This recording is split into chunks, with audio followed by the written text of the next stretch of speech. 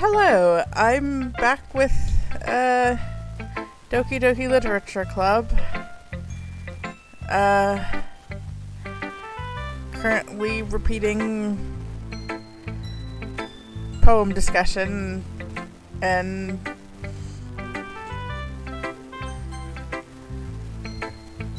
seeing how it changes.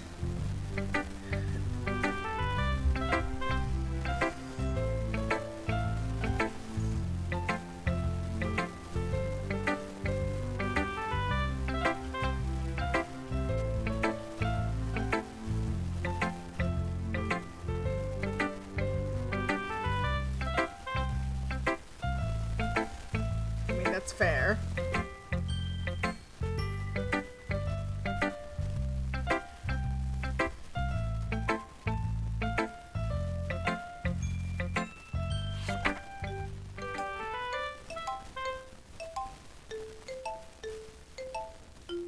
That kind of melancholy one again.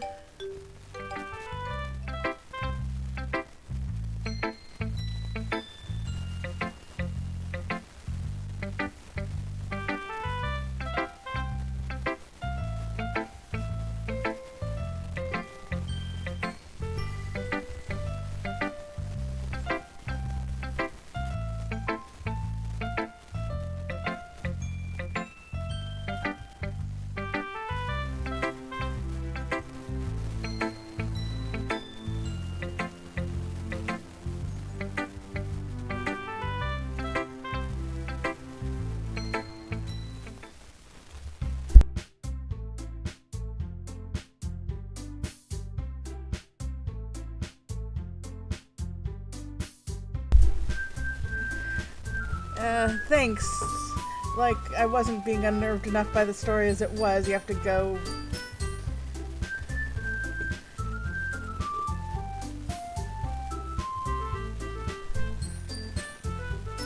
add... creepy poem lines.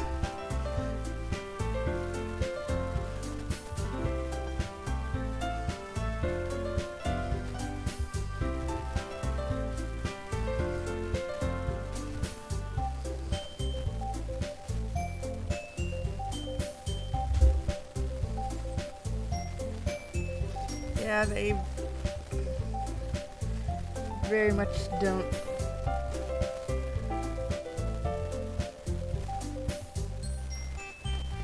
appreciate each other's styles.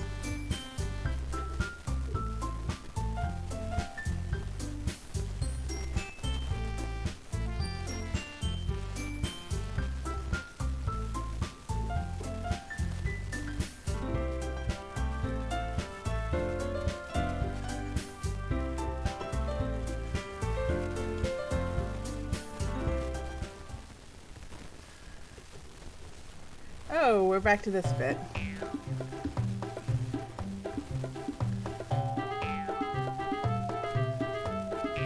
And the music thinks it's comedy.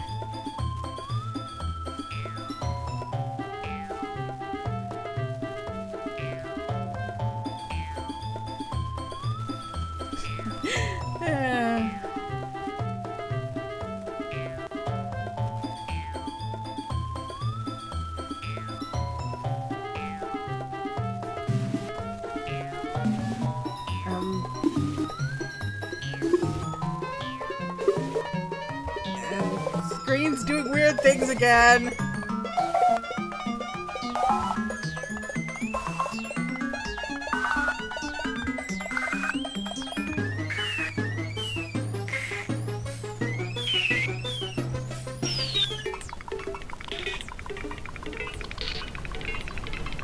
Screen, please stabilize.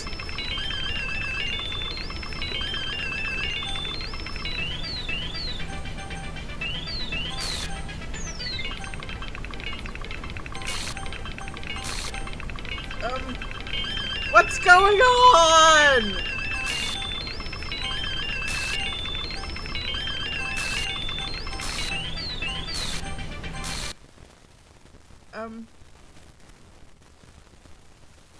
Yes? Are you gonna explain what's going on, Monica?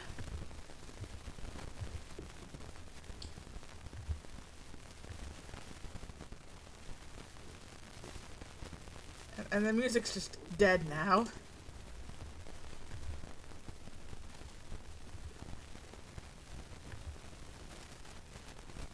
I mean, escaping that scenario is not a bad thing, but that was what.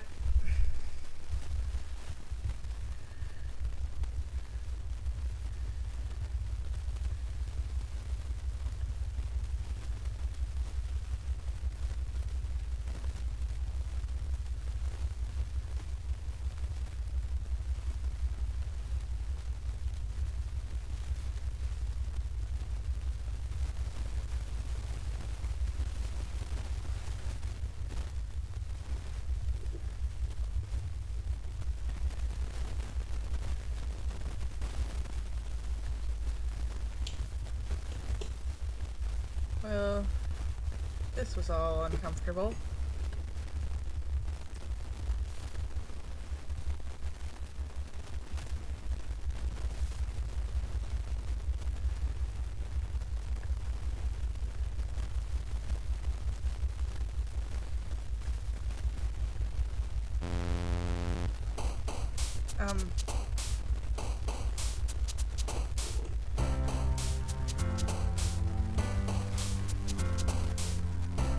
And we just sort of cut to...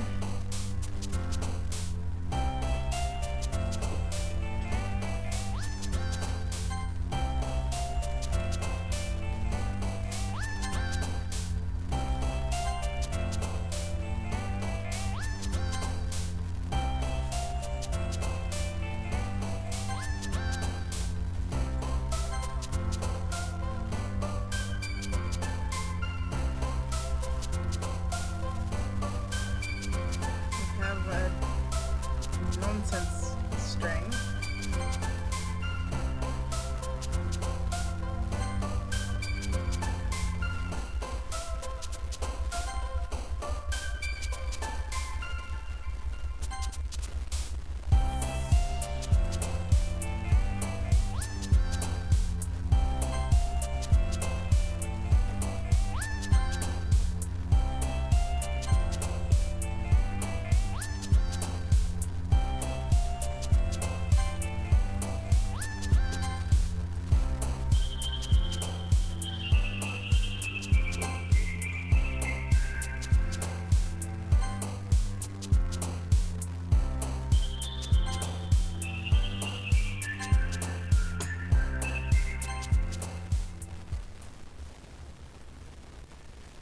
Yay, I think I got a correct poem for...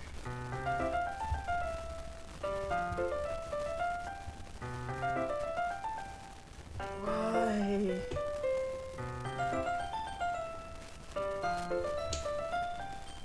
Okay, we're back to same images.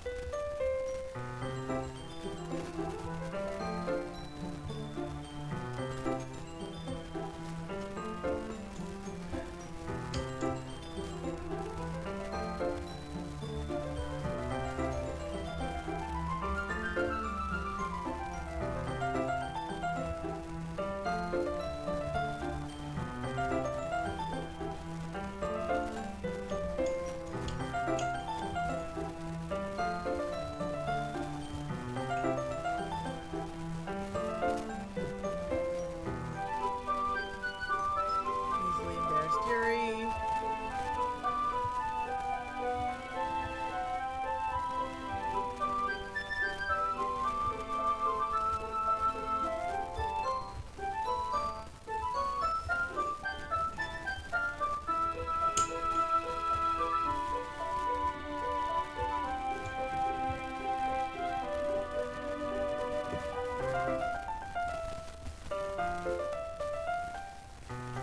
We're in weird text land.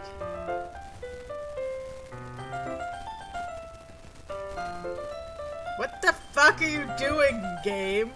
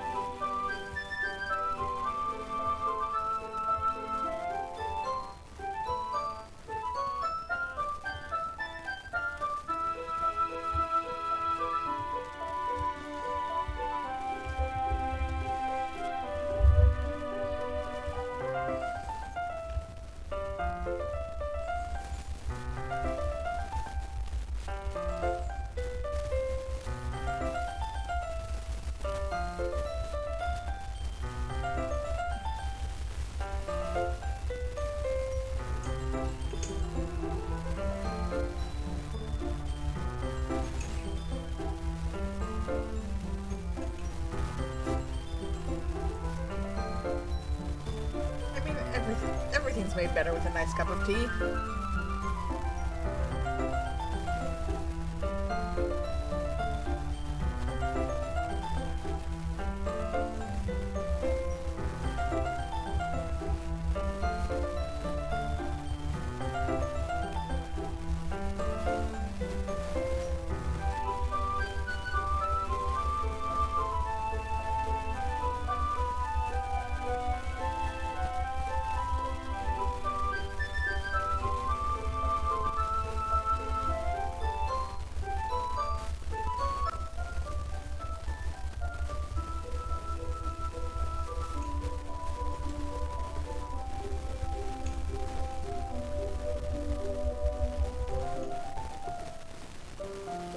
Well?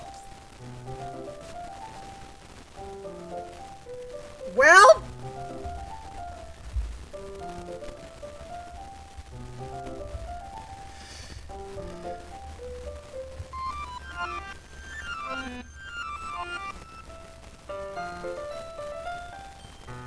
And we just rewound like that didn't happen.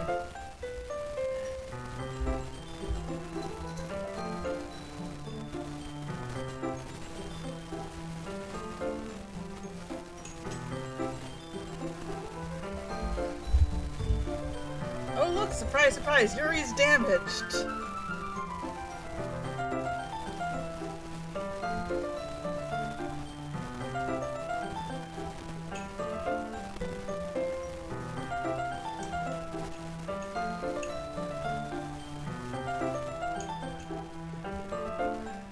What do you want to bet that Miss Tsundere is damaged and Miss Yet to Show a Flaw is damaged?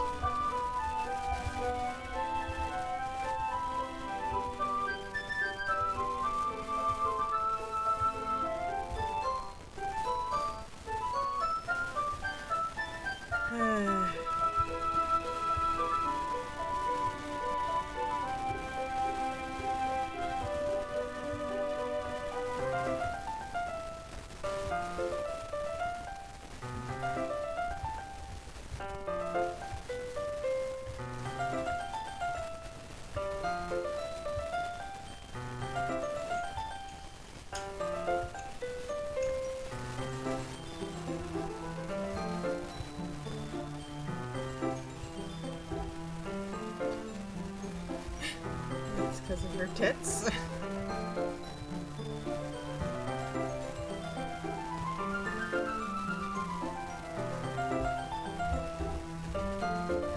And on my side, I have horrible reading posture and the huge tracts of land, so...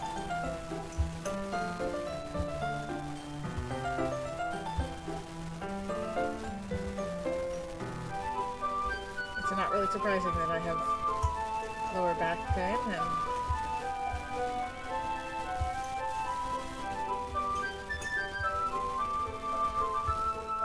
I'm only half reading this at this point because so far it's been pretty much the same as first time since I'm still sort of courting Yuri.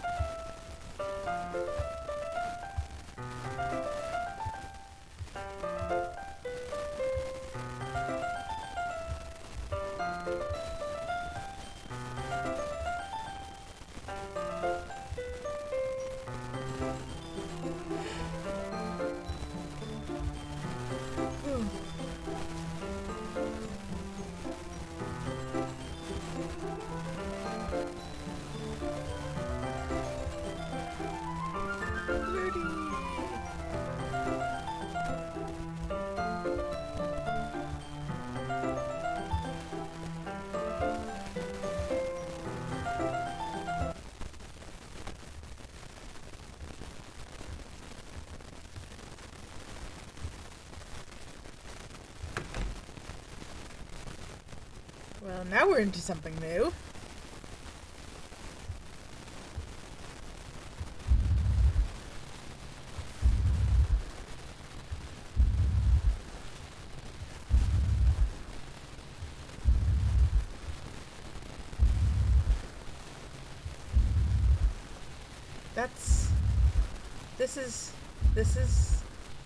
This is a thing.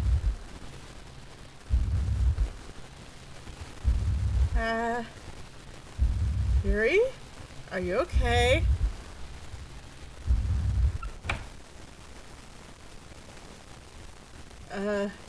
That was a thing!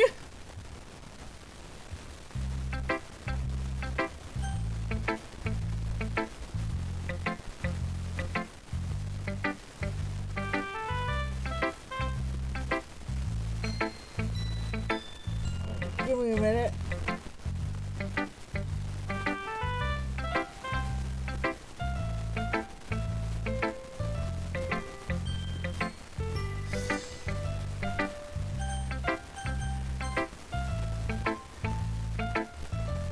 Look, we have poems again.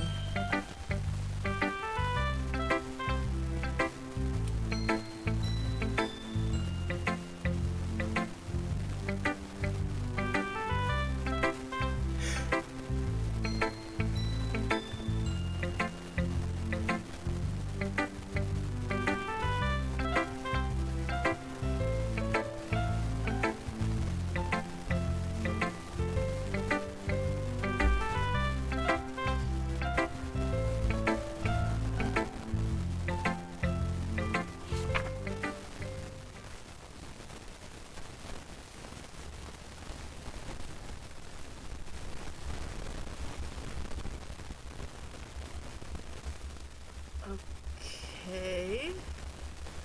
I'm not 100% certain. Does this count as a poem?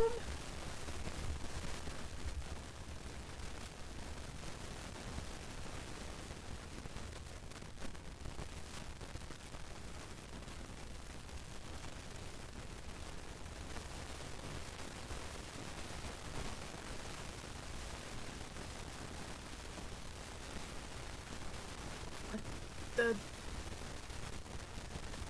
Your poems are very weird, Yuri.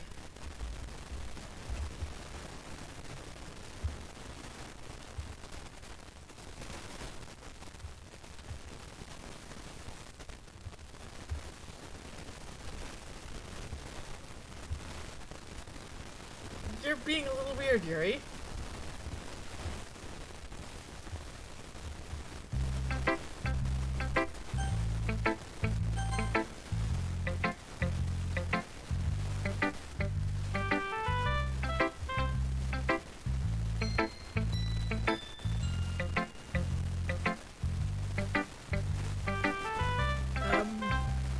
So you're just gonna tell me straight out?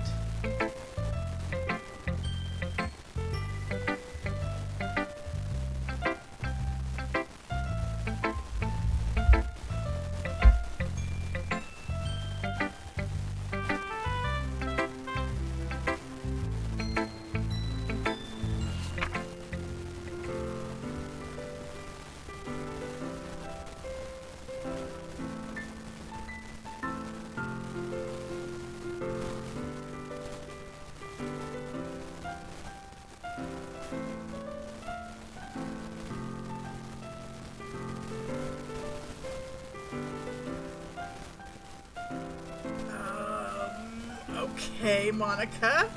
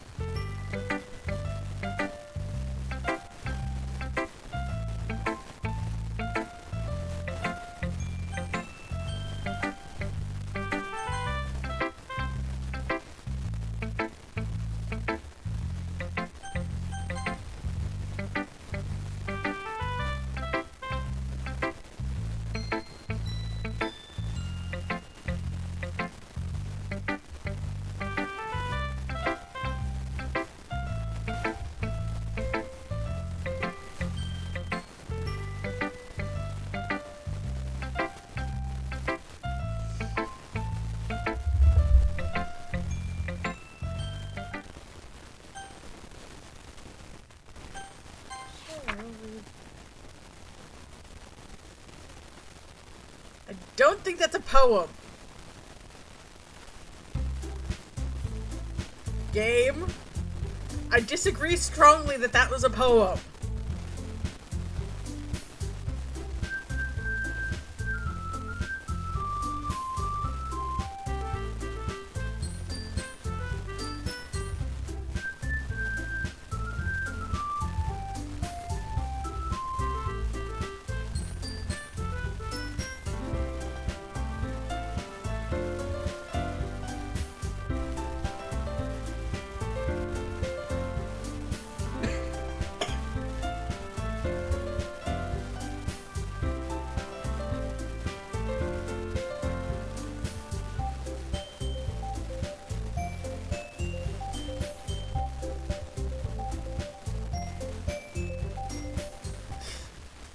I don't know how to say no to anything.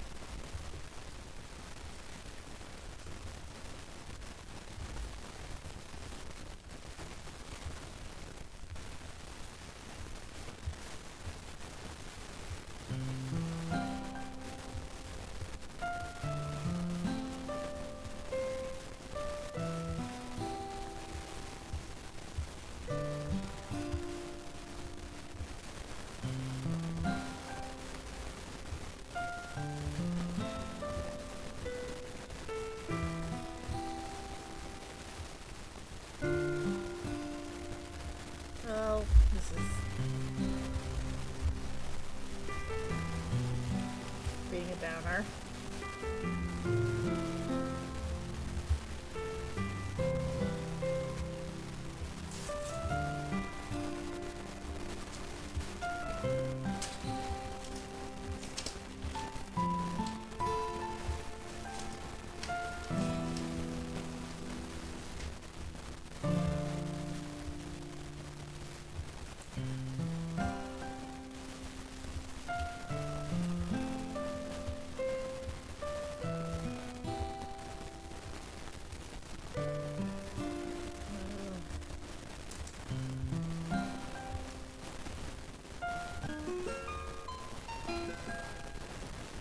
Okay, we're back into this. Okay, and now we're back to same.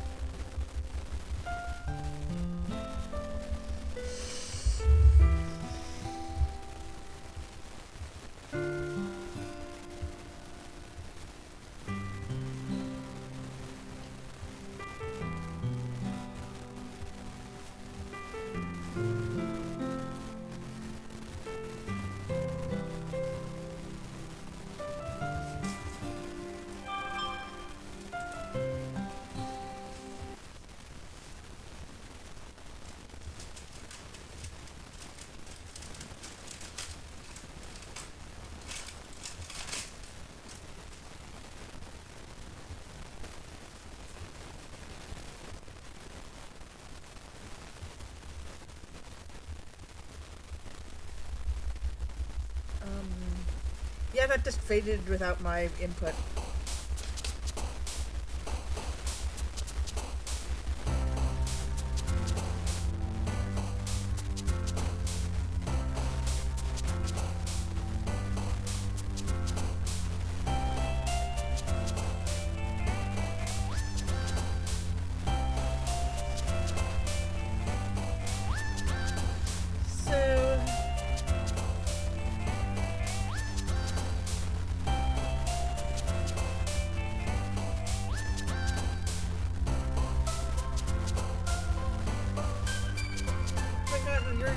Should I do it at 60 poem, or should I do just a random?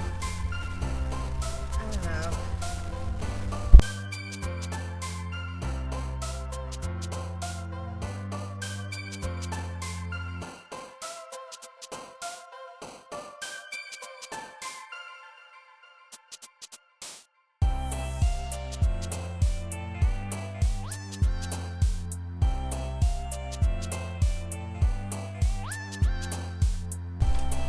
I'll go ahead with words that I'm not sure.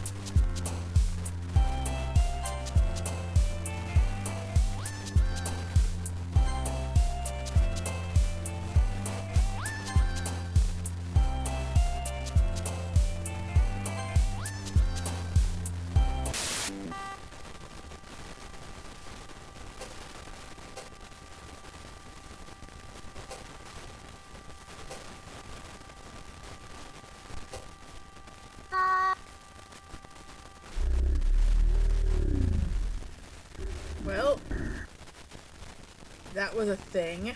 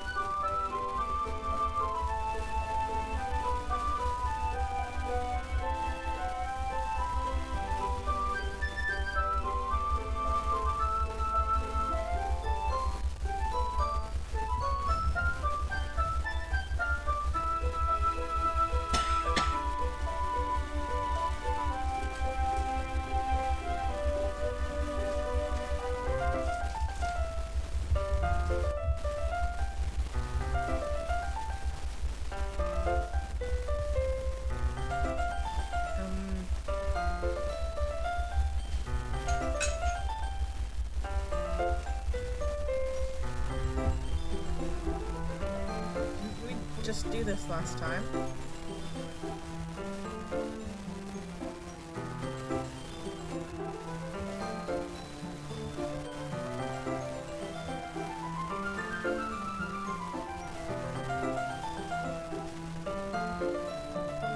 No, seriously, didn't we just do this?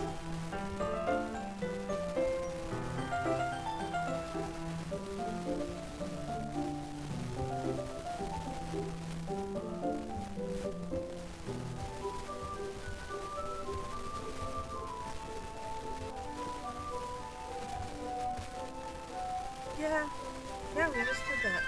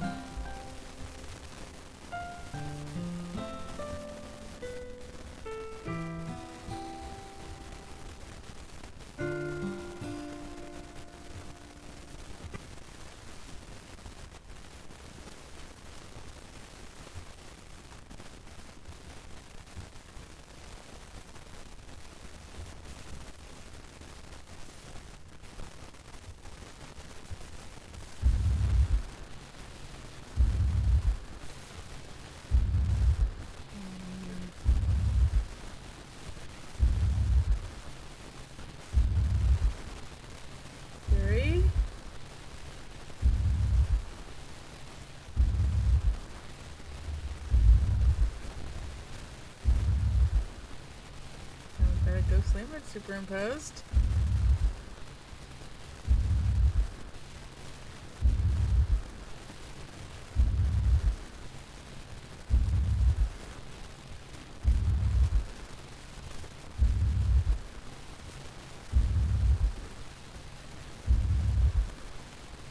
Three.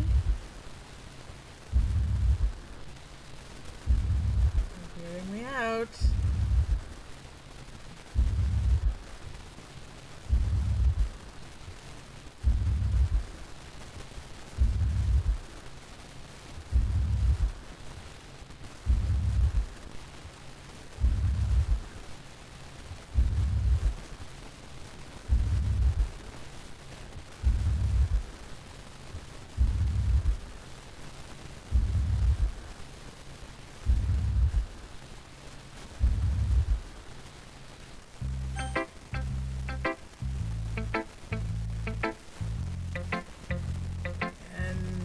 guess that conversation didn't actually happen.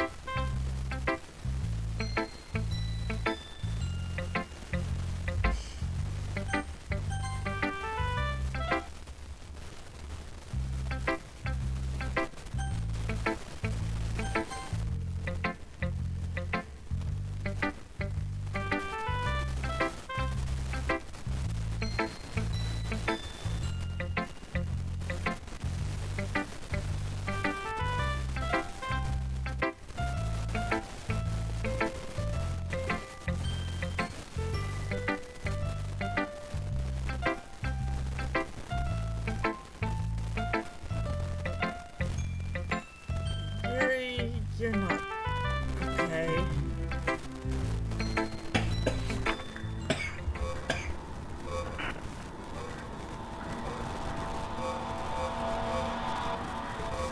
Like, really not. And I can't even really read that.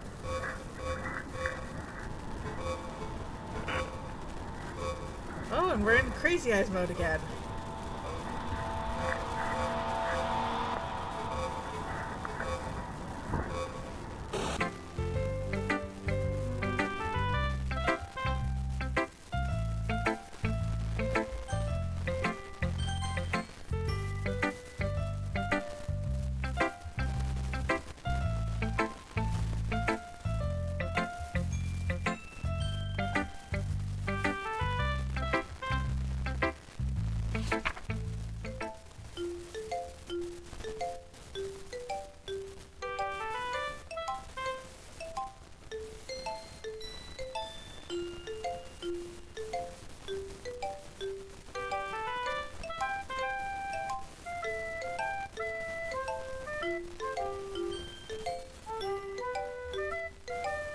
That's really sweet of you, Natsuki.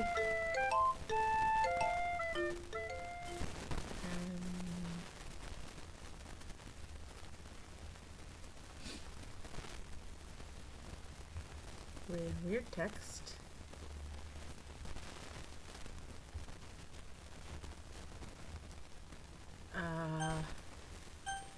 What the fuck?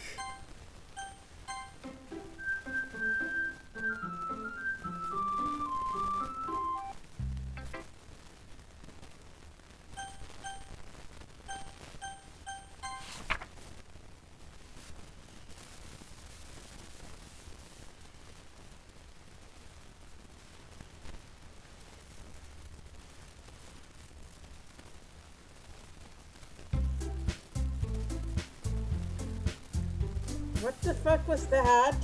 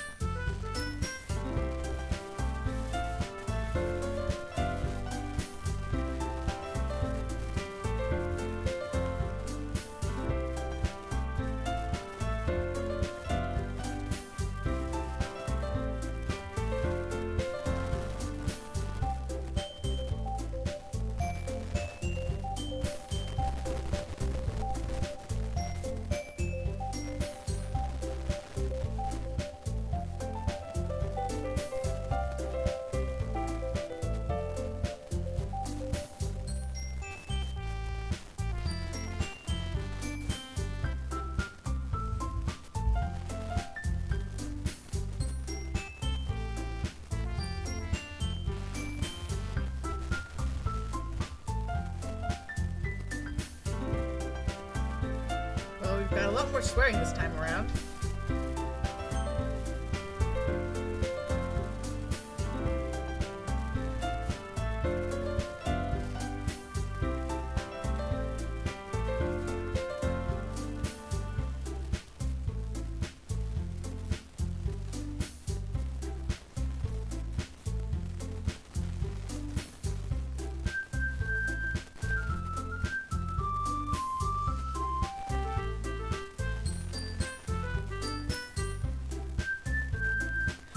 Tempted to pick Natsuki because so far she's shown the least amount of crazy. But previously belonged to Monica, but that last bit was really fucking weird.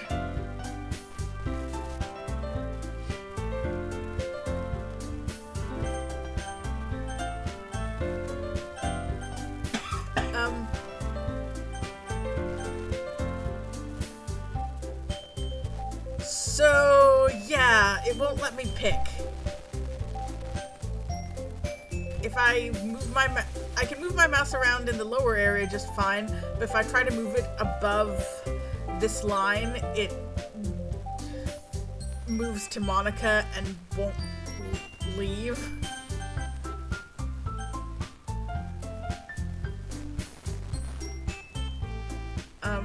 Game?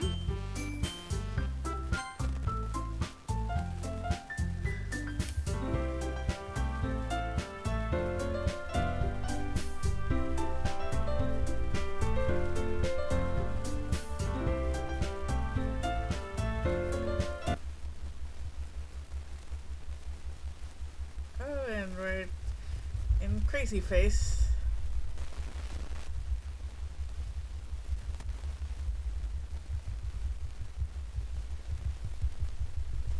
Crazy Eyes.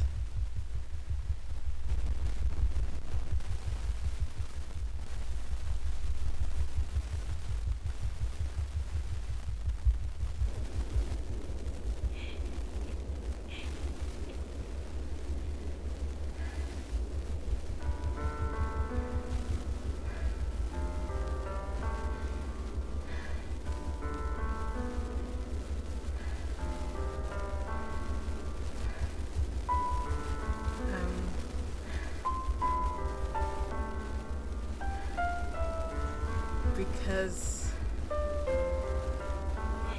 you're giving me crazy eyes?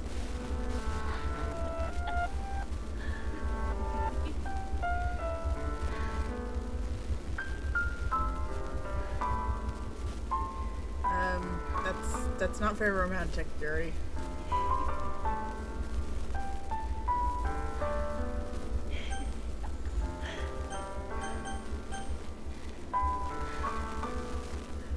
Frankly, I'd be scared of the consequences if I said no. I'm kind of scared of the consequences of saying yes, but...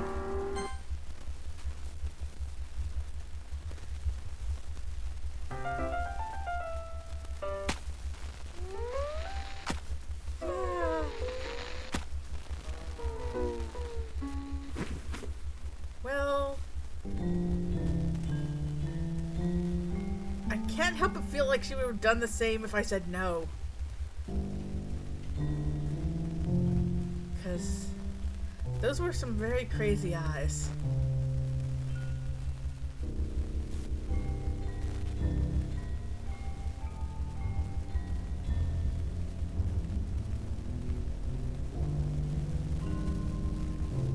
Of course, I have no idea what's being said because it's all in weird text.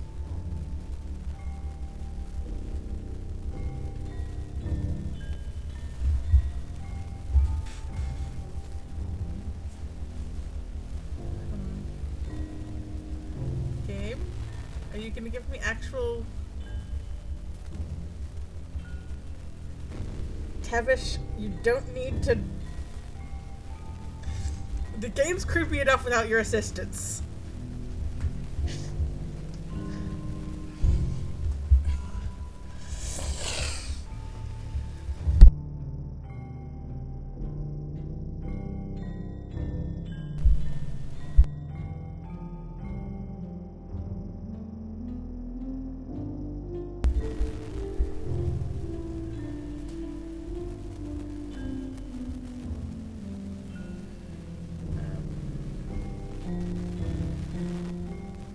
Is this gonna end sometime soon?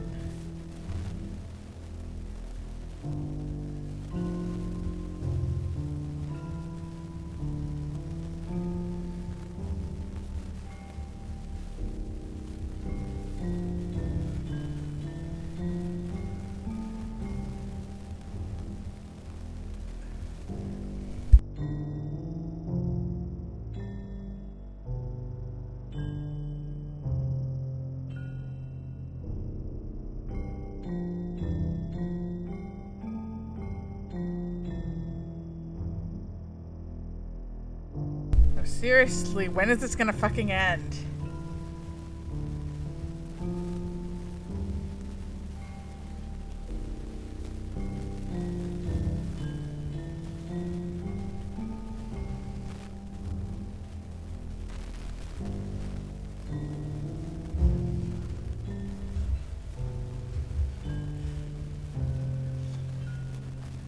Okay, you know what? I'm gonna go to auto because my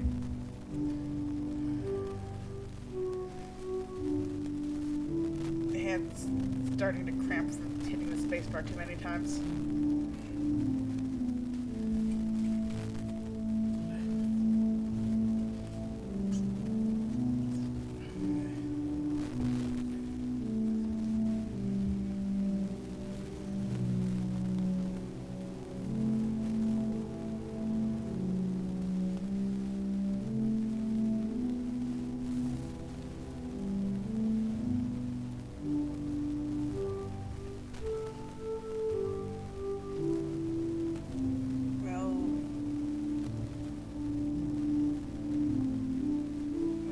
It's not looping because there's different text coming up, which in some ways is weirder.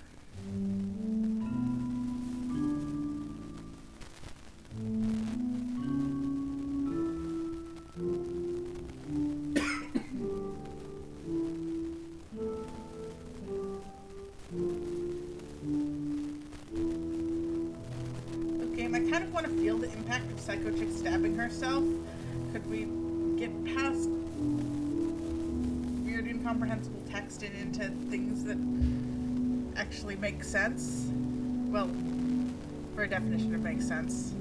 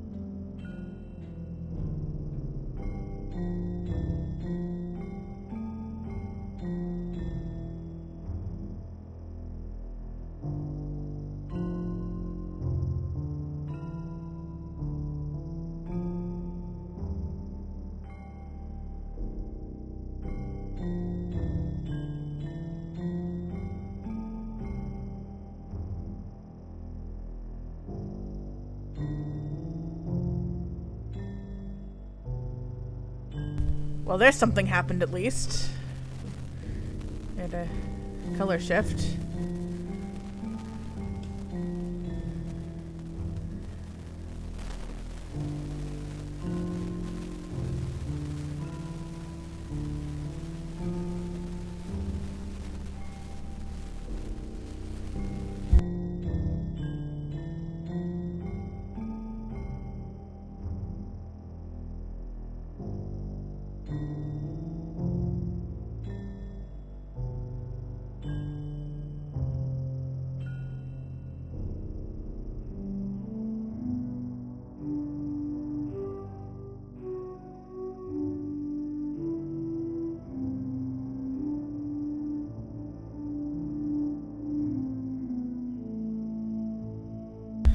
So I suppose the real question is she actually saying things while slowly bleeding out and we're just sort of staring at her?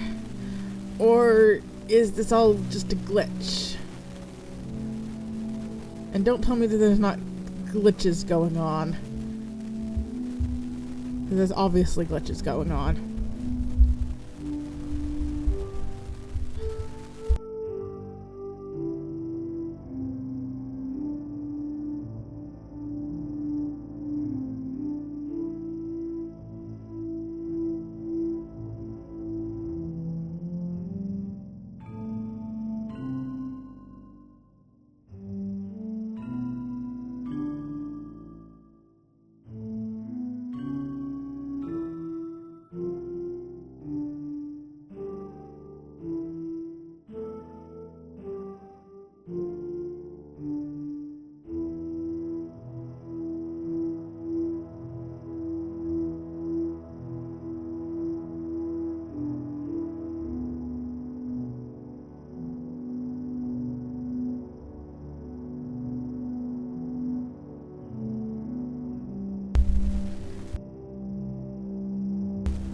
Well, as I'm currently at the... Could I go out and get a cup of coffee and come back and she'd still be talking? Or not talking, or whatever's going on.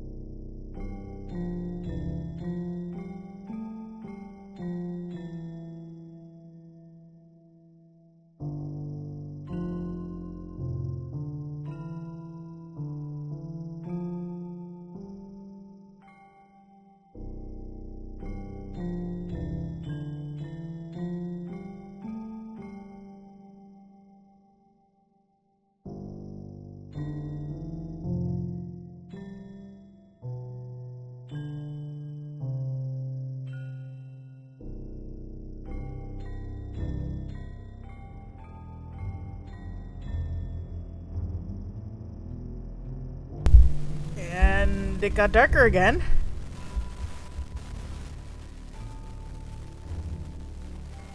This is a thing that is happening.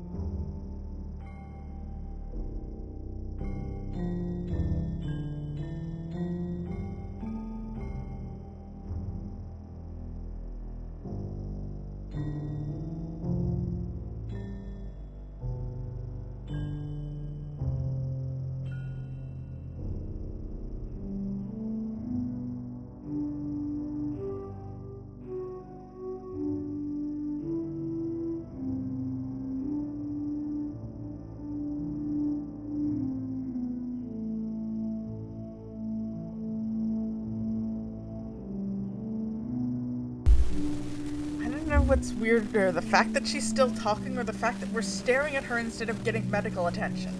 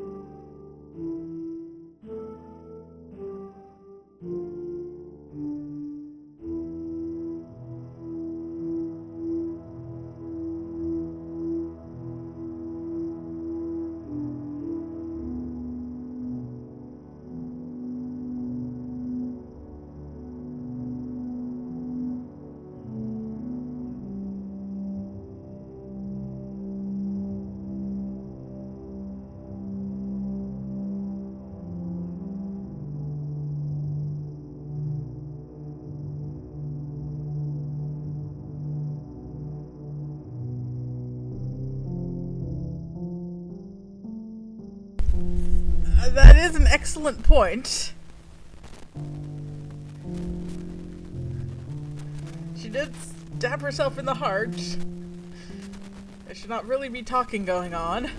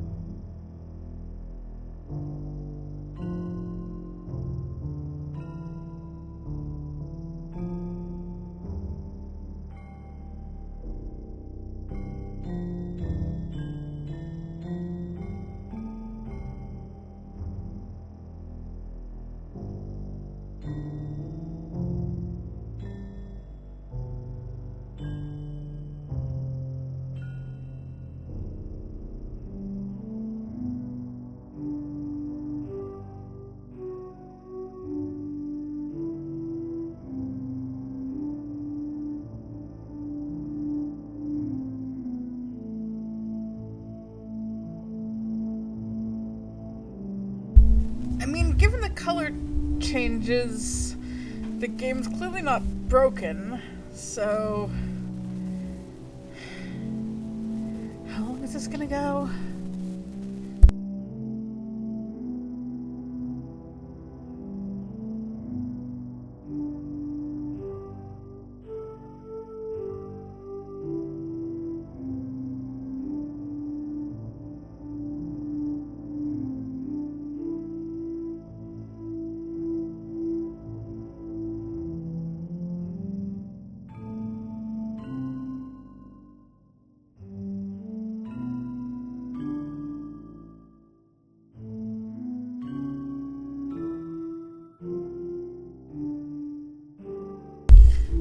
That skip button is looking super tempting, but I don't know if I'll miss something important if I do.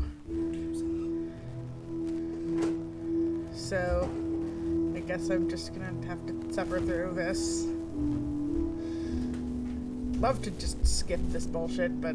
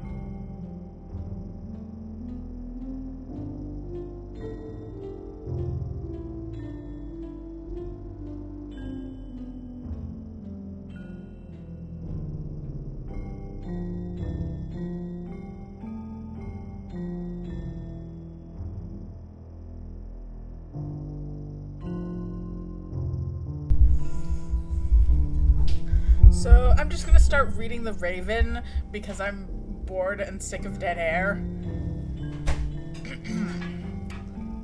Once upon a midnight dreary, while I pondered, weak and weary, over many a quaint and curious volume of forgotten lore, while I nodded, nearly napping, suddenly there came a tapping, as of someone gently rapping at my chamber door.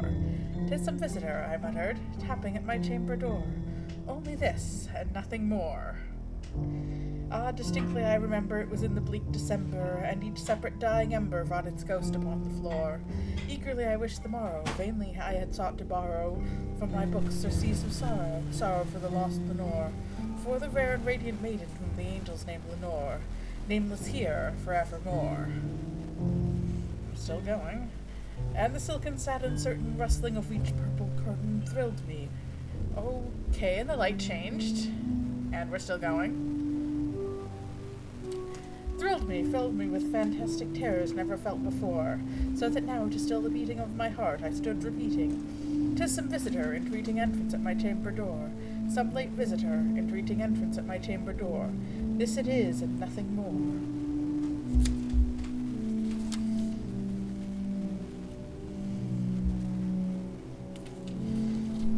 Presently my soul grew stronger, hesitating then no longer.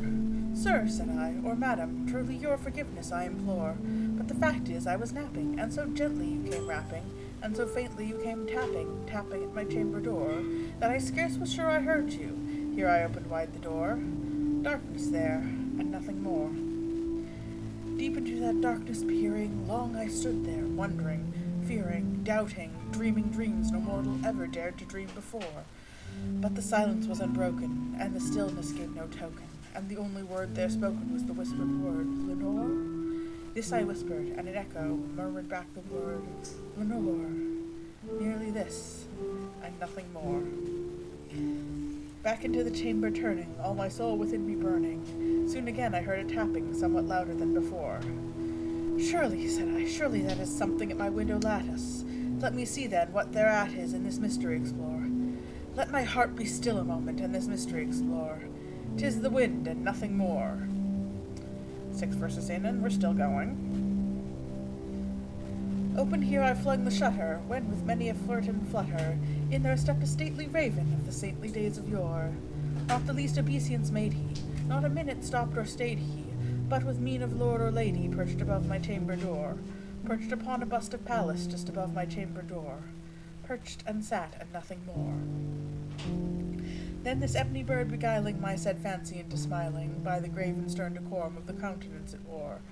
"Though thy crest be shorn and shaven, thou," I said, "art sure no craven, ghastly grim and ancient raven, wandering from the nightly shore. Tell me what thy lordly name is on the night's Plutonian shore." Quoth the raven, "Nevermore." Much I marvelled this ungainly fowl to hear discourse so plainly, though its answer little meaning, little relevancy bore. For we cannot help agreeing that no living human being ever yet was blessed with seeing bird above his chamber door, bird or beast upon the sculptured bust above his chamber door, with such name as Nevermore.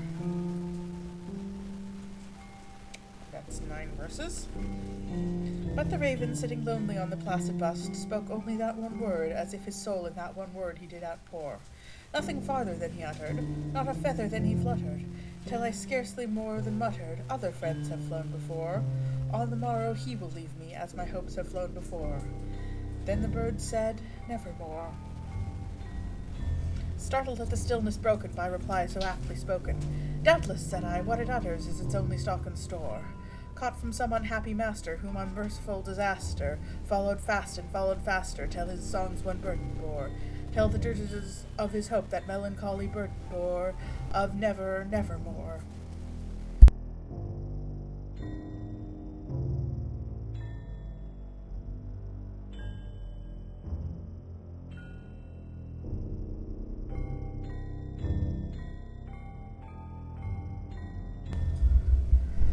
But the raven, still beguiling my sad fancy into smiling, straight I wheeled a cushioned seat in front of bird and bust and door.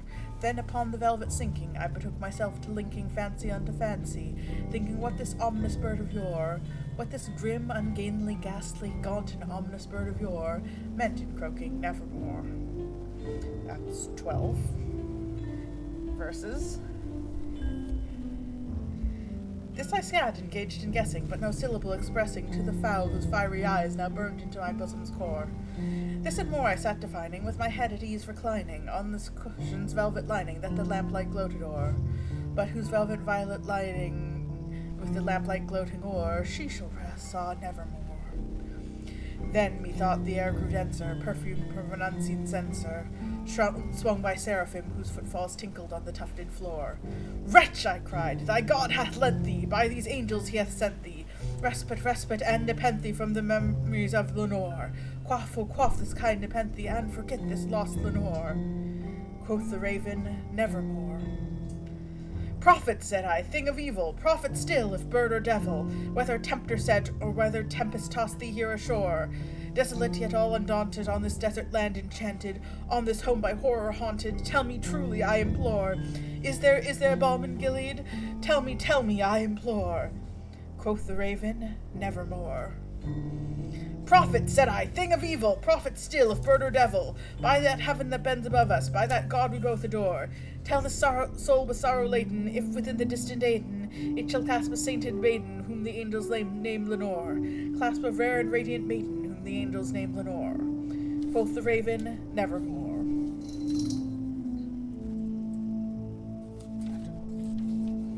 Turn a page, but these pages are freaking thin. I think that's 15 verses, by the way. Be that word or sign of parting, bird or fiend, I shrieked upstarting. Get thee back into the tempest and the night's Plutonian shore. Leave no black plume as a token of the lie thy soul hath spoken. Leave my loneliness unbroken, quit the bust above my door. Take thy beak from out my heart, and take thy form from off my door. Quoth the raven, nevermore. And the raven, never flitting, still is sitting on that pallid bust of Pallas just above my chamber door. And his eyes have all the seeming of a demon's that is dreaming, and the lamplight o'er him streaming throws his shadow on the floor. And my soul from out that shadow that lies floating on the floor shall be lifted nevermore. And we're still fucking going.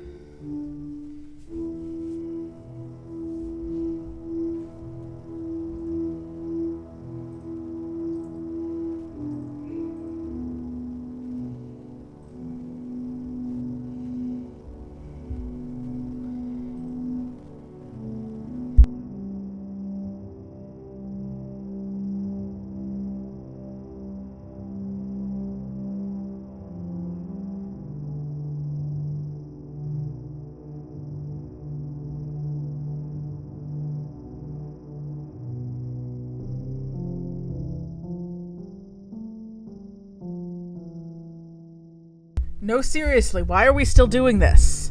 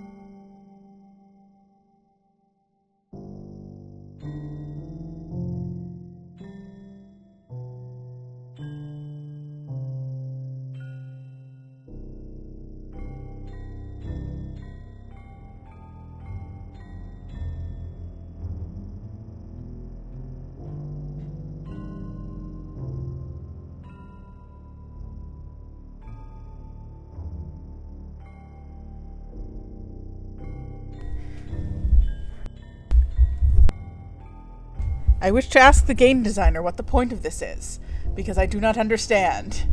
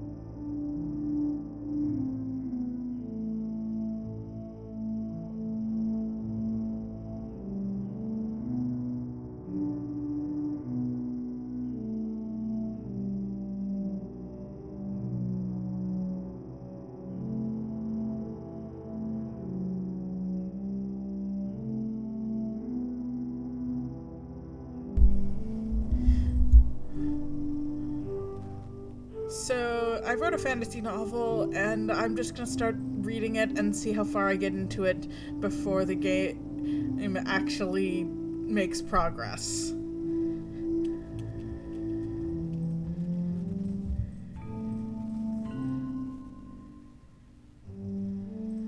The first brassy toll of the central clock sent the gathering into silence. I knew what the time would be, but I counted each ring in my head anyway. The clock rang loud enough to make me shudder with each stroke. As the 12th toll faded into silence, my father, standing right next to me, raised his glass. "To the last hours of daylight," he said, loudly. All the rest of the adults raised their glasses with him. "To the last hours of daylight," they answered, and all of them downed their drinks. I didn't have one to join in. Mother had stopped me after my first glass of mead, even though I knew I could take more without getting drunk. With that toast, Mother and Father finally started moving. They'd been standing near the entrance, greeting everyone that arrived for a full hour, and they'd made me and Vendella stay with them, smiling and looking pretty in our fancy dresses. The few snacks I'd managed to grab from that spot had just made me hungrier, especially seeing all the delicious-looking trays going around the gathering. With us moving, though, Vendella and I had a chance to actually enjoy the party. Vendella, my sister, was on Mother's arm, making a perfect pair, and the color changed again, which I presume means we're going to have another long stretch of text.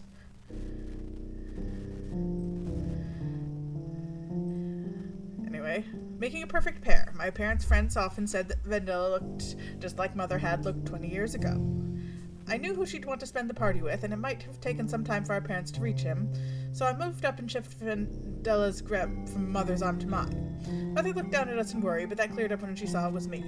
She smiled at us and patted my head. "Look after your sister," she said, "and don't you two get into any trouble." "We won't," we chorused, sharing the grin only sisters had that secretly claimed the opposite, before breaking off from our parents and moving into the crowd. We made an interesting contrast, walking arm in arm. A few years before, our faces and forms had been close enough that it was obvious we were sisters, and in a few years when Vendella grew up, it would be obvious again, but for the moment we looked very little alike. We had the difference in height and curves between her 10 years and my 14, and the difference in our colorations were accentuated by the dresses Mother had designed for us. Vendella's white and blue dress went perfectly with her alabaster skin, pale blonde curls, and clear blue eyes, making her look like a delicate porcelain doll. It covered her neck fully, with a ruffled lace at her chin matching that at the cuffs of her full sleeves and the hem of her long skirt, and also matching the fancy ruffles that made up most of the layered dress. My dress was more fiery, reds, yellows, and oranges, with embroidered gold accents, since I had my father's ruddy skin and my grandfather's auburn red hair. It had a womanly low cut, exposing not only my throat but even the top of my collarbone, and its design was like one of my mother's evening gowns, sleek and form-fitting rather than frilly like Vendella's. It was the first time I'd had a chance to attend a gathering in a woman's dress instead of a girl's, and I liked how it felt. Someone who didn't know Vendella might have guessed that she clung to me out of shyness or sisterly affection, but we both knew it was for balance and support. Not that she didn't care about me, but even though she could manage without my help, it was easier for her to walk on my arm than with only her cane. The sturdy rod of dark chestnut, capped in steel with a gold-plated handle, didn't exactly go with her dress, but it wasn't out of place either. Around a third of the women at the party had similar canes as accessories. Between that, the fashionably modest trailing edge of the dress, and Vendella's practiced slow strides, it was hard to tell from looking that she needed that cane because she was missing the lower half of her left leg. It wasn't a huge gathering, maybe 80 people, so even moving at Vendella's comfortable slow speed, we soon found who I was looking for.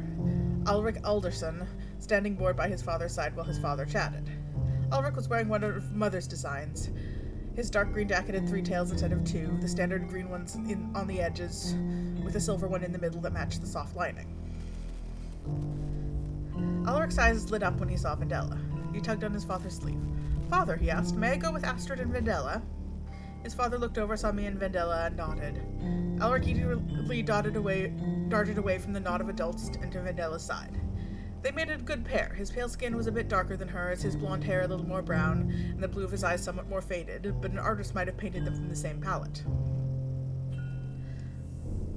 With Vendella walking in the middle, the 3 of us made our way to the edge of the gathering, where she could sit down and we could talk without the adults bothering us. On the way, I managed to stretch out my free hand and snag food from off one of the trays. 3 little meat pies, one for each of us, still warm enough to be giving off steam. Ulrich sat on the bench next to my sister. Do adults really like this? He asked, kicking his feet idly. Standing around and talking is so boring. And we're at another shade of darkness in the game. Why? Why are we still going? Anyway, kicking his feet idly. Standing around and talking is so boring. I can think of a dozen things I'd rather be doing in the last hours before the dark. I can think of more than a dozen, I said, passing out the pies to the other two, and I think they like the parties because of the fancy drinks. It wasn't a fair reason to drag us children to the parties, but we weren't old enough to argue with our parents about that. At least the two of them weren't. I could have, but I was old enough that my parents couldn't force me to do anything anymore, but I didn't want to make father angry or mother upset, or leave Vendela without someone to keep her company if Alric wasn't there. I can only think of a few that I'd like, Vendela said, crossing her good leg in front of where her missing one would have been before taking a delicate nibble of the pie, and I'm not sure any of them would be the same as Astrid's. I grimaced. She wasn't wrong. Most of my thoughts had been games like hide-and-seek or blind man's bluff, and she couldn't play those. Sighing, I took half of my pie in one bite. The cook had done a good job. The crust was both soft and firm, and the filling was ground pork with chopped cabbage with caraway and thyme, I guessed, as I mulled over the flavor. It was another thing to enjoy while I could. The pigs meant for slaughter had already been butchered, so any pork during the dark would be preserved in one way or another. We could play chess, Alric offered, having already finished off his pie. They both blushed pink as he rested his hand on hers. Thankfully he did like chess, since Vendela would have hated it if he was offering out of pity. Then Astrid could go running around and scrape her knee and get her dress dirty and get a lecture. Vendela giggled, and I couldn't help but smile with her. If I'd done that, it wouldn't have been the first time.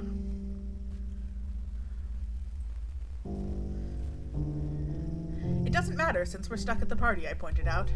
There are only a few hours between the end of the party and when the gates closed, and I am not risking getting locked out of the mountain home. Vendela grabbed at my hand with a fearful look at the mere mention of being caught out in the dark. I held her hand tightly to try to reassure her. Alric didn't seem bothered, though. I thought you weren't scared of the dark, he teased. I'm not, I said firmly. That doesn't mean I'm stupid. It's like not being afraid of swimming doesn't mean jumping into the rapids when the river's high. Please, let's not talk about the dark, Vendela said in a small voice. Alric looked guilty.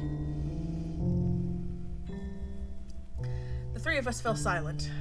I could have broken it, but I was using the chance to take in the sensation of being outside and fix them in my mind to have something to hold on to during the endless days in the dark. My hair kept my ears warm, but the cold nipping at my nose and cheeks was one thing I definitely wouldn't miss while we were in the mountain home, where the thick stone insulated us from the outside cold, and the furnaces running in the depths kept the halls warm without much effort. Frost hung before my face for a moment after each breath, vanishing before the next, and though the yard had been cleared of snow for the party, the ground outside that square was buried under several inches of packed white powder. The same whiteness layered the peaks of the slanted rooftops and dusted the branches of the dark green pines. Outside our bubble of laughter and merrymaking, the world was silent, still, and cold. The sun, half shrouded by drifting gray clouds, shone weakly in the winter sky. Did it know it was saying goodbye? Did it hurt the sun to be shut out from the world for over a year? Was the sun that rose after the dark the same sun hanging over that party, or was it a new sun for a new world that had been reborn from the monster-filled darkness? I thought back in pity on the poor souls who had lived through the very first dragon dark, with no shelter from the dragons, no food to survive the long months, and no idea how long it would be until they saw the sun again, if ever.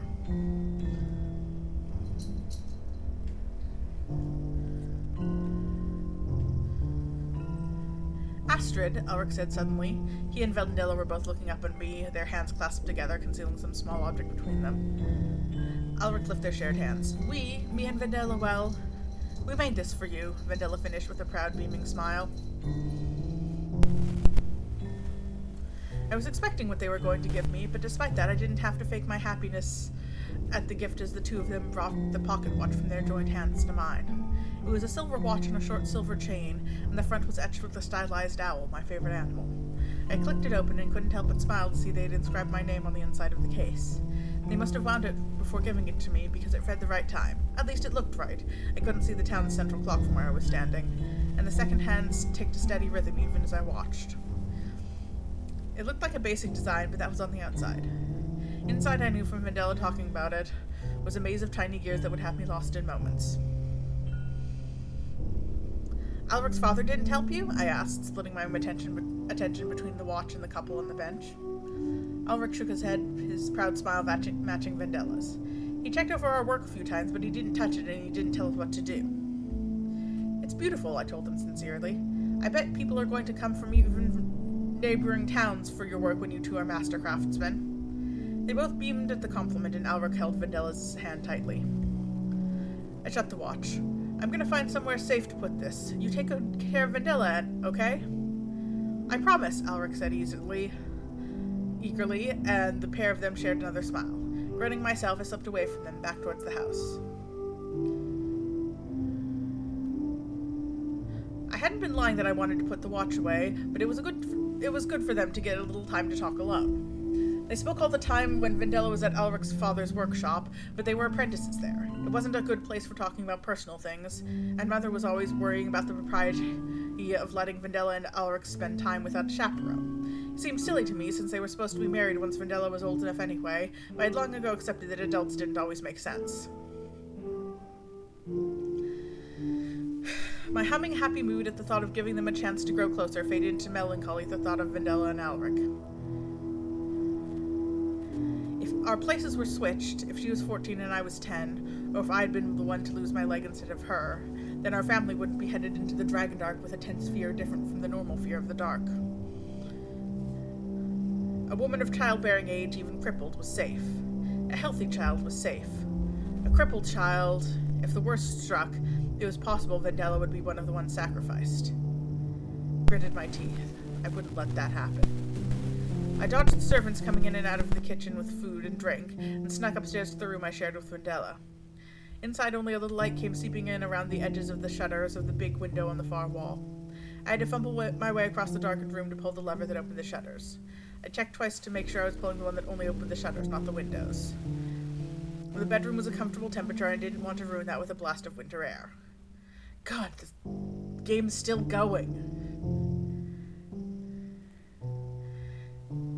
And yeah, my story's still going, but it's an entire freaking novel.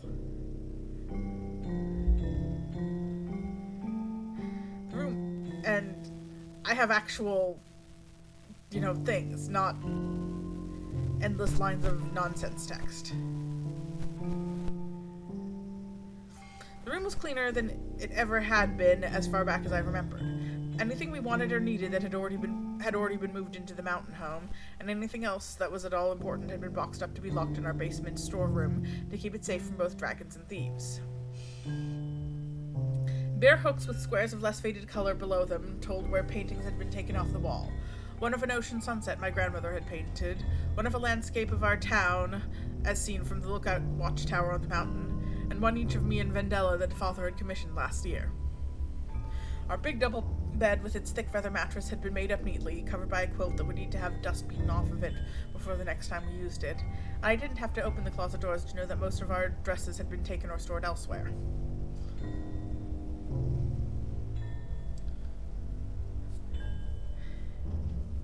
I opened the closet anyway and felt around for what I knew was there. In one of the corners of the closet, the wood had split apart just enough for me to slip a finger or two inside.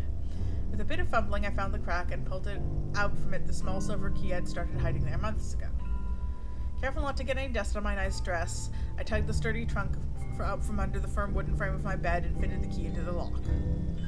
A turn, a click, and I was looking at my treasure, a very different treasure than the kind most people locked away for the Dragon Dark. Most people made secure stashes of things valuable enough to care about, but not valuable enough to haul into the mountain home. Mine was filled with everything I thought I might need if I ended up out in the dark. I lifted up the heavy down-stuffed jacket that helped pad the inside of the trunk. Underneath, everything was exactly as I'd left it. A box of medical supplies, a tin of lamp oil, a jug of water, a coil of rope, a purse full of money, spare heavy clothes within the thick jacket, and a few keepsakes I wanted to have if I was trapped outside. I would have liked to store food, but hoarding any amount of food outside the mountain home when the dark was oncoming was against the law. Food was precious. 13 years of stockpiling had to last the 16 months of the dark. I probably could have gotten away with storing a bit of emergency food, but if everyone thought that way, it would hurt the city's stores. Some people didn't care about the community. I wasn't going to be one of those people.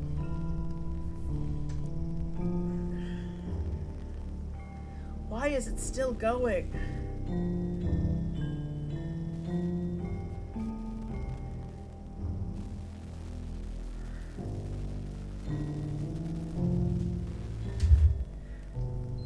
I took Vandella's watch and, after admiring it again, put it gently in the middle of the trunk next to my other two favorite keepsakes. One was a hunting knife given to me by my mentor, Henderson. He told me that it was the same one that had helped him survive when he'd been trapped out in the dark. The other was a little music box that my parents had given me for my 10th birthday. Not only was it something familiar and comforting and a reminder of my family, but Henderson, in his stories about the dark, had mentioned how silent it was and how grim and maddening that became. I talked to my parents about my preparations at first, but both of them got upset with me over it. Mother said I was being silly to worry about it at all, that there hadn't been a disaster big enough to need a lottery even in grandfather's lifetime. Father scolded me anytime he heard me talking about it. He said that planning and preparing for the worst was inviting the worst, that it was bad luck and I shouldn't do it. I didn't agree with either of them. However unlikely it was that I'd need my stash, I'd rather have it and never use it. So my parents wouldn't notice I'd gone missing. I locked the trunk, hid the key, and hopped back downstairs to rejoin the party. No one in the crowd paid attention to me, so I used the chance to grab a few roasted apple slices and decide what to do. I wanted to give Vendela and Alric a chance to talk more, but if I went back to my parents, Father would probably use the chance to push me at boys near my age, and I wasn't ready to think about settling down yet. Looking around the party again, I spotted my best chance to avoid that. Henderson wasn't that much older than Father, but where Father's hair was still mostly blonde, just streaked with gray, Henderson's hair had gone completely gray, at least what was left of it. He was heavy-set, but a stranger could still tell from his build that he'd been a strong man in his youth. His clothes were old-fashioned compared to everyone else at the party. A short-cut jacket with a starch collar and big brass buttons, made even more out of place by being mostly orange and browns, more suited to fall than winter. But of course, he was Henderson. He always did what he wanted without worrying about what anyone else thought. Most people thought Judge Henderson was at least a little bit crazy, but if he was crazy, it was the best kind. He was smart and witty and perceptive, even if he was eccentric, and he had better stories than the rest of the town put together. After all, he was a rarity, almost unheard of in the north. He'd spent the entire Dragon Dark outside the mountain home. And our light changed again. God, why is it still going?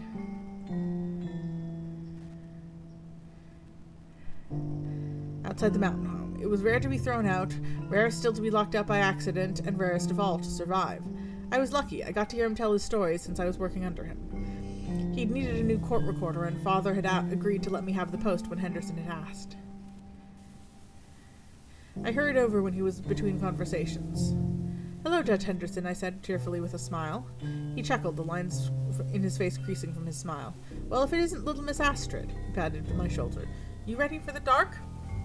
"You bet. I put in everything you suggested." Henderson was one of the few people I talked to about my plans in case the worst should happen during the dark.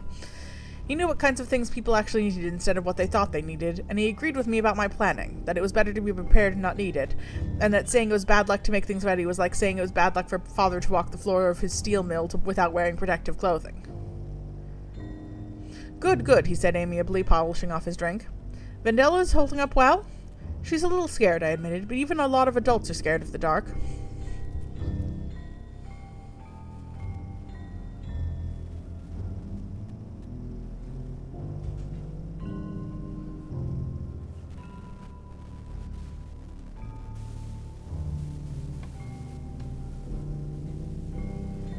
"That's so," he agreed. "You have plans for how you're going to fill your time?" And I'm going to get up to get a drink.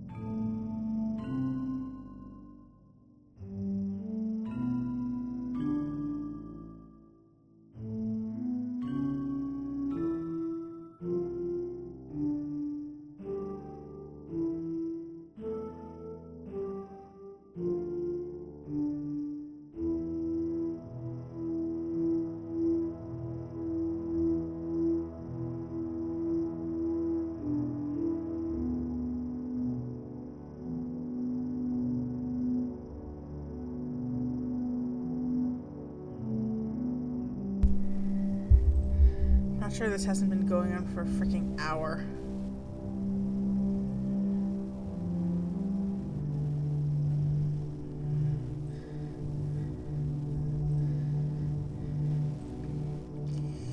My mouth's still a little dry after talking so much, so I'm gonna be quiet for a bit.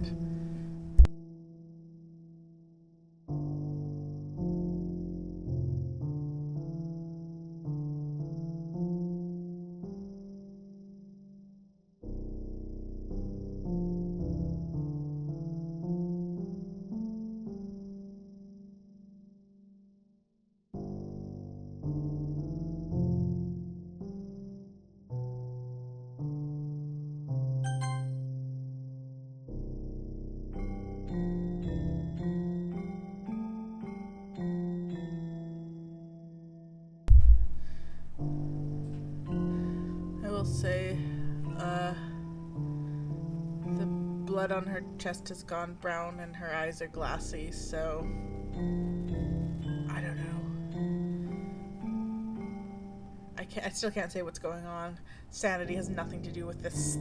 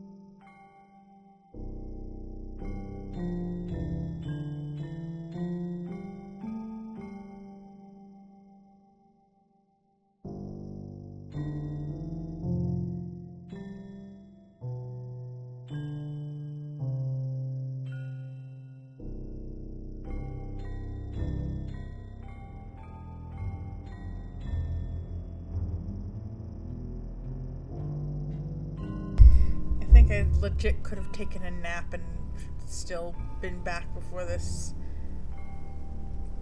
actually does anything.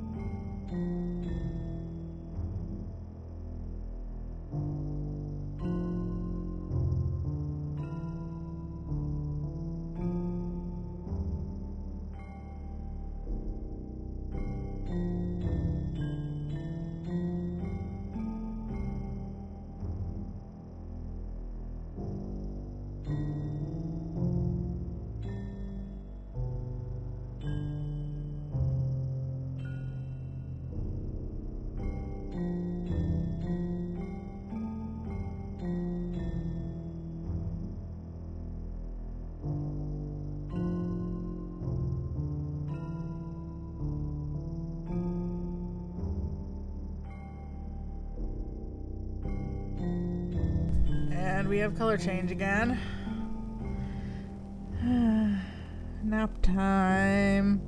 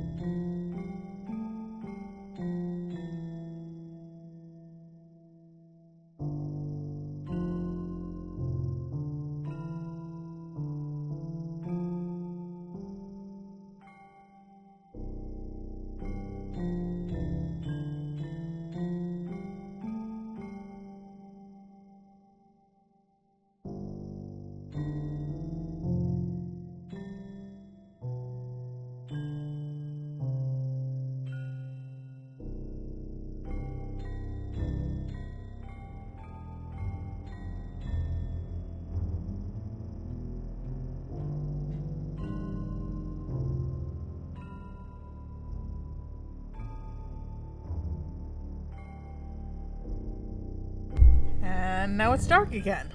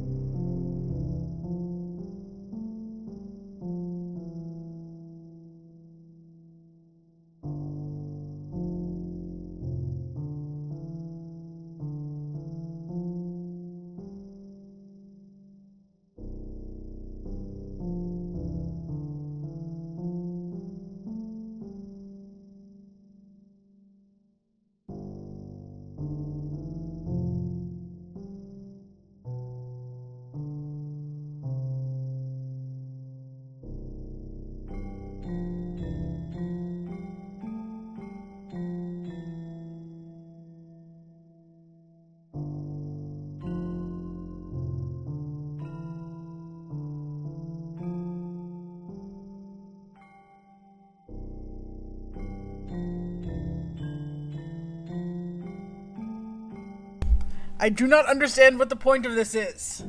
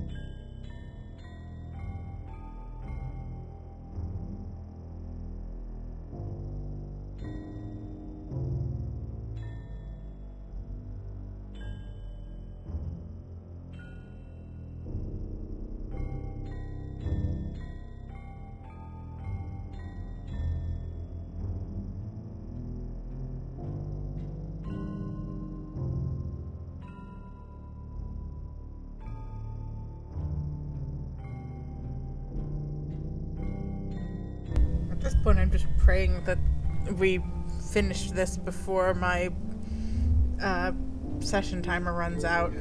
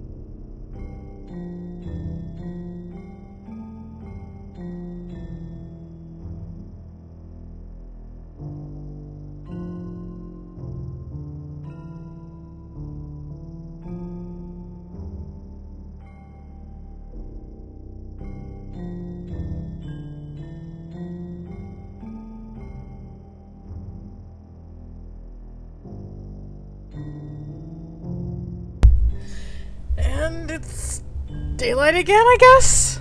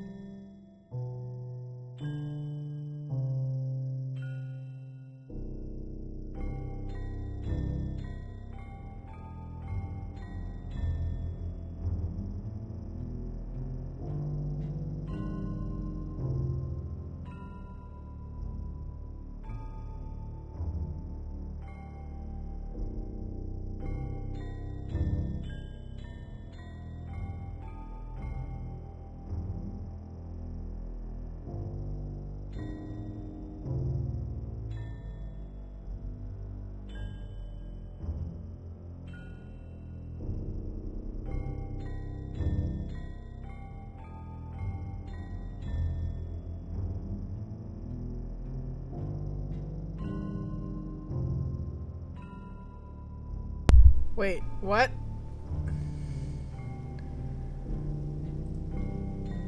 What?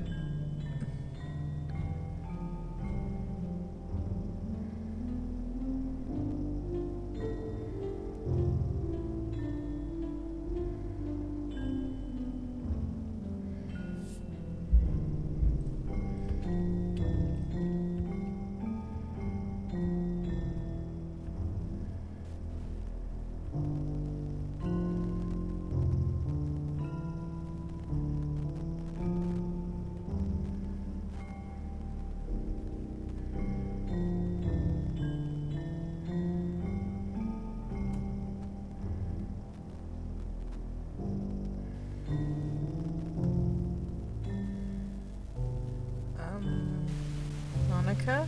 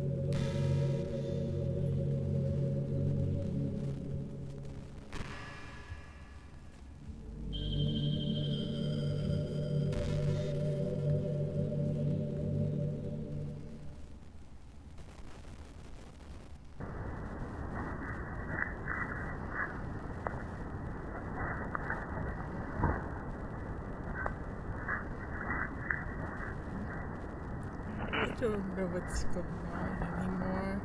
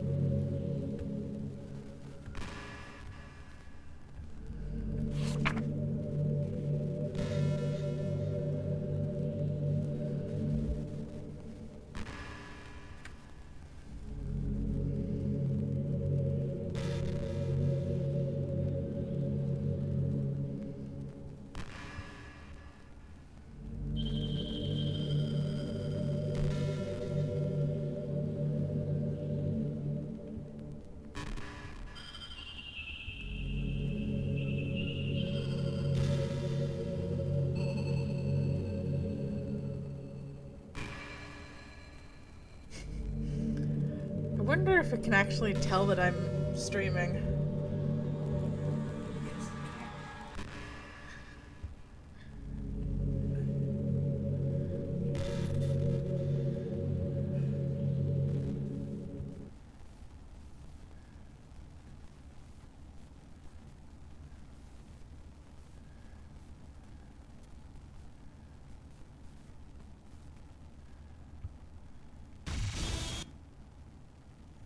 You've been scaring me for a while now, Monica.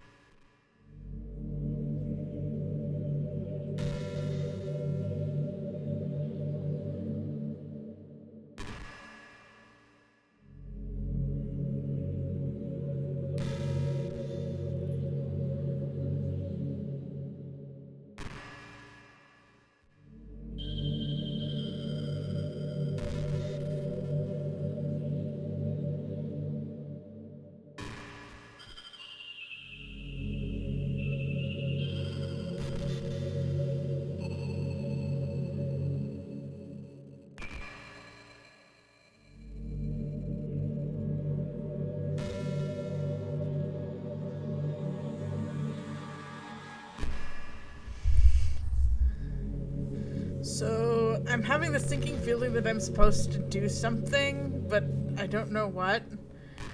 Because I'm in a game and...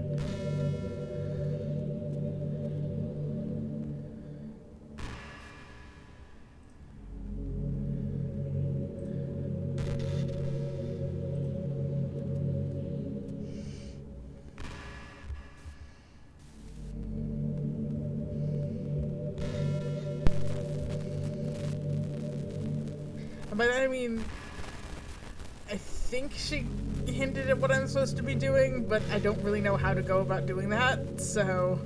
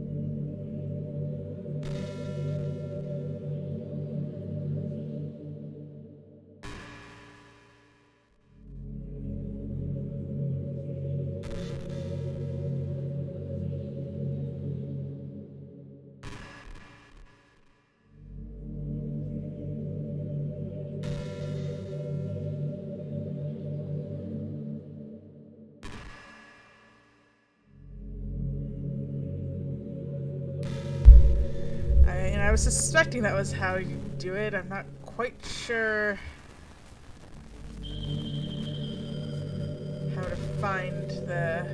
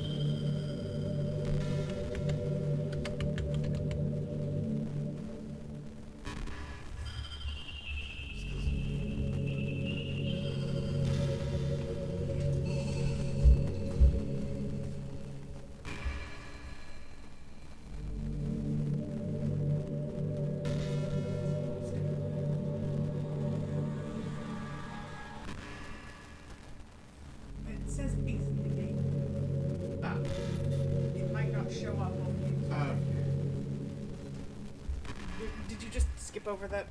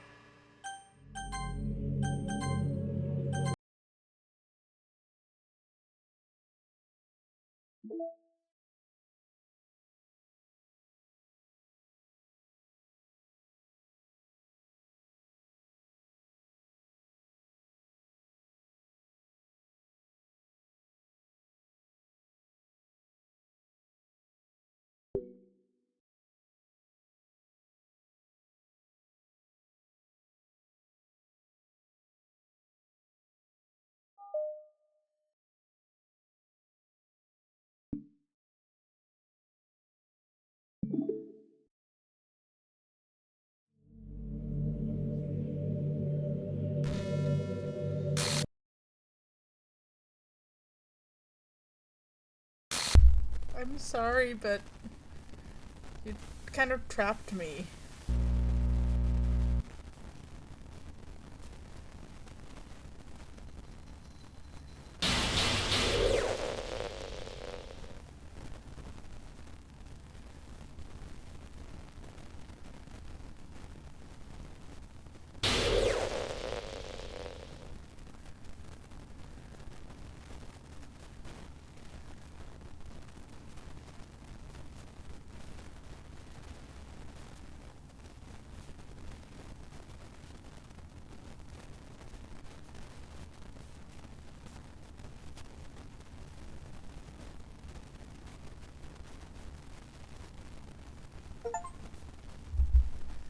Ruin everything.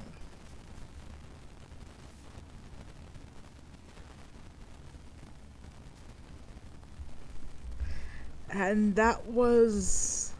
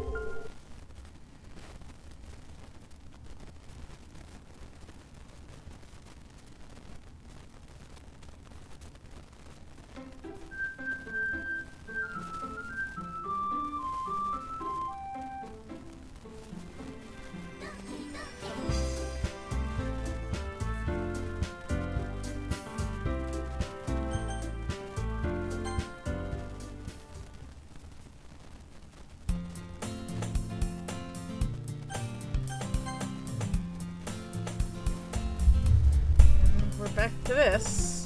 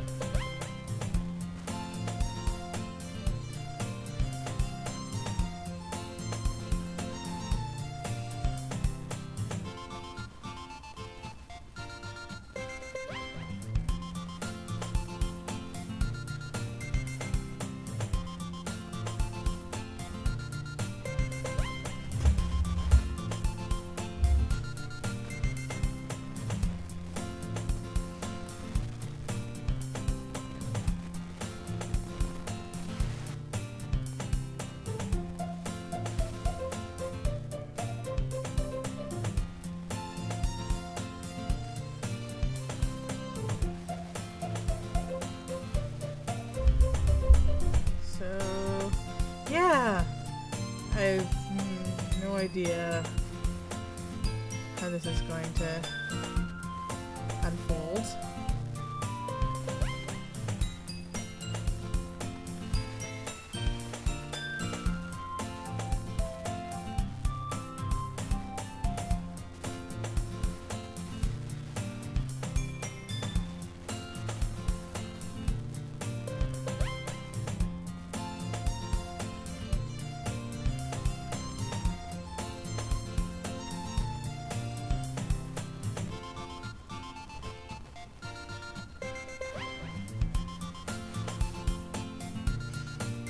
Sayori really is very cute.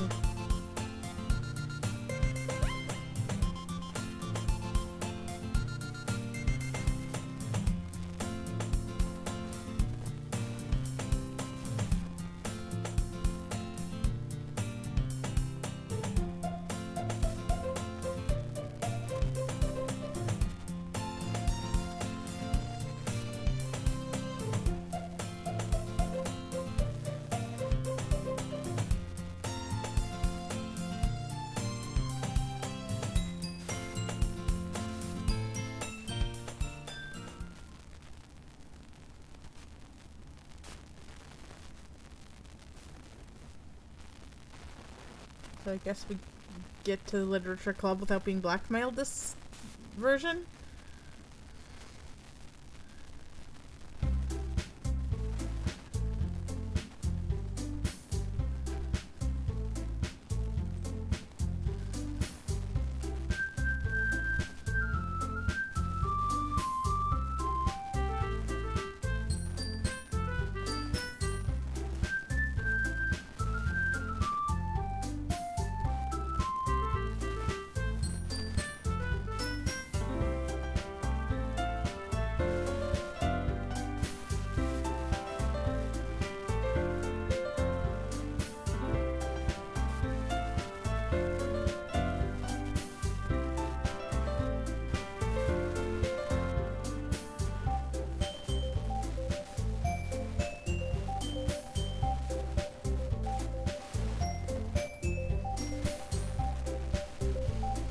Presumably, Yuri's a little less neurotic and Natsuki's a little less sun.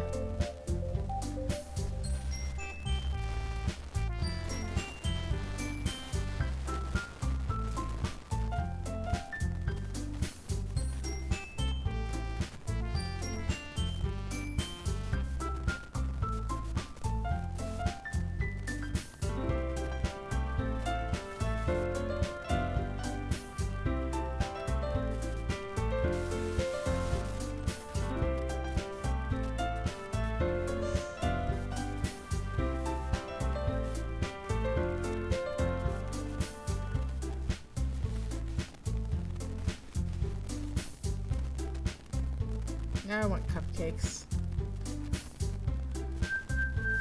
I haven't had cupcakes in ages.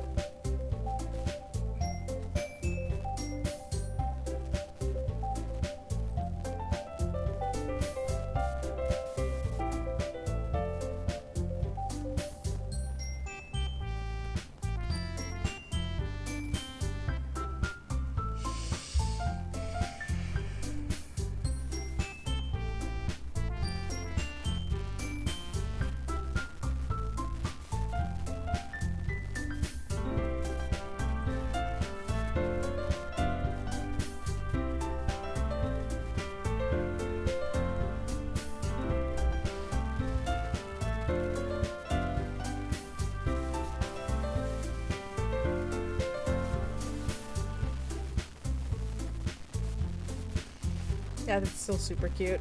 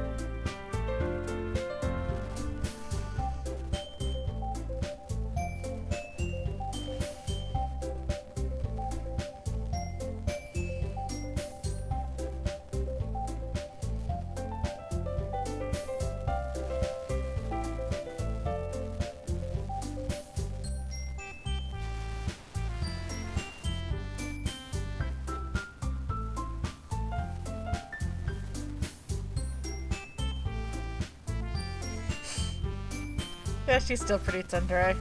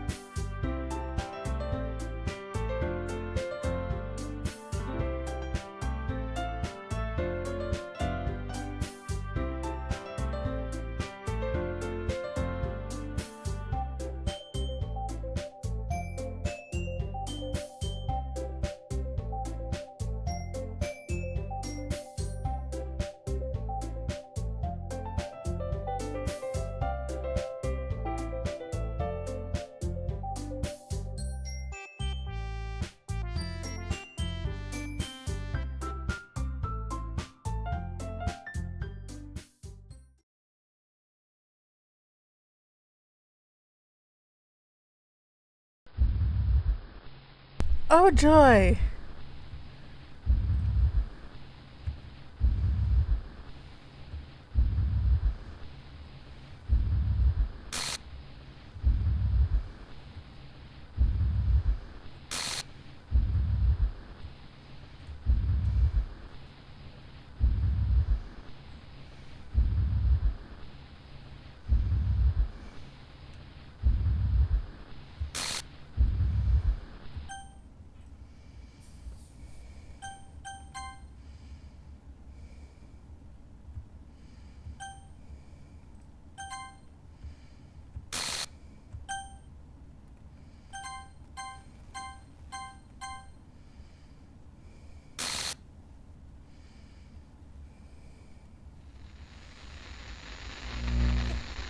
Well, that was depressing. Can you hear me? Can you hear me? Can you hear me? Yes? Hi, it's me. So you know how I've been like practicing piano and stuff, and not really any good at it yet, like at all. But I wrote you a song, and I was kind of hoping that I could show it to you, because I worked really, really hard on it. So, yeah.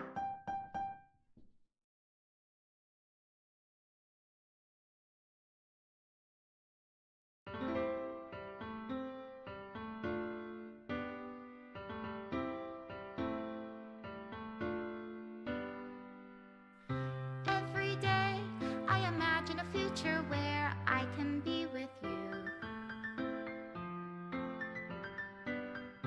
In my hand is a pen that will write a poem of me and you.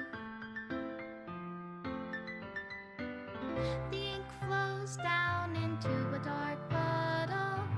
Just move your hand right the way into his heart. But in this world of infinite choices, what will it take just to find that special day? What will it take just to find that special day?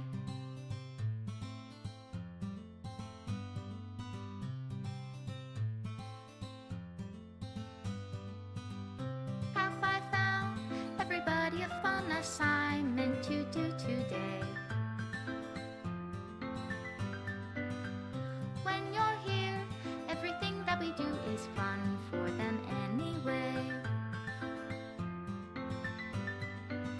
When I can't even read my own feelings, what good are words when a smile says it all? And if this world won't write me an ending, what will it take just for me to have it all?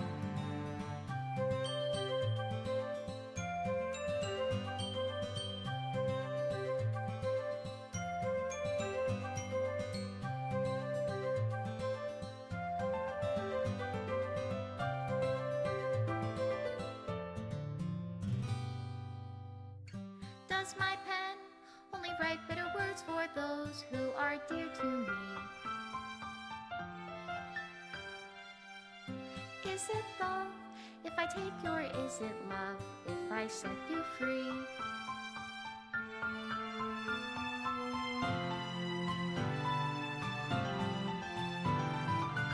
The ink flows down into a dark puddle. How can I write love into reality? If I can't hear the sound of your heartbeat, what do you call love in your reality? And in your reality, if I don't know how to love you, I'll leave you be.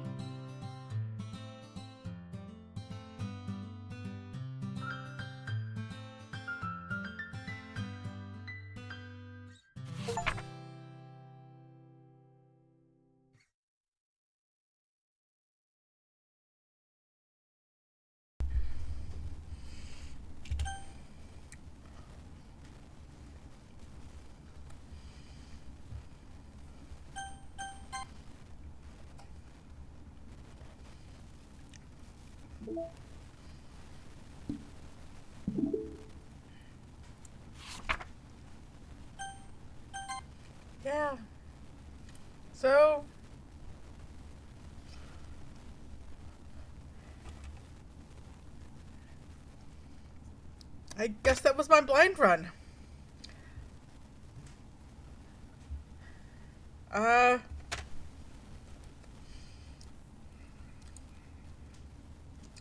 Well, thank you for riding with me in this particularly fucked up piece of media, and, I may or may not decide to stream doing a more educated clear, but we'll see that coming in the future. For now, goodbye, Literature Club.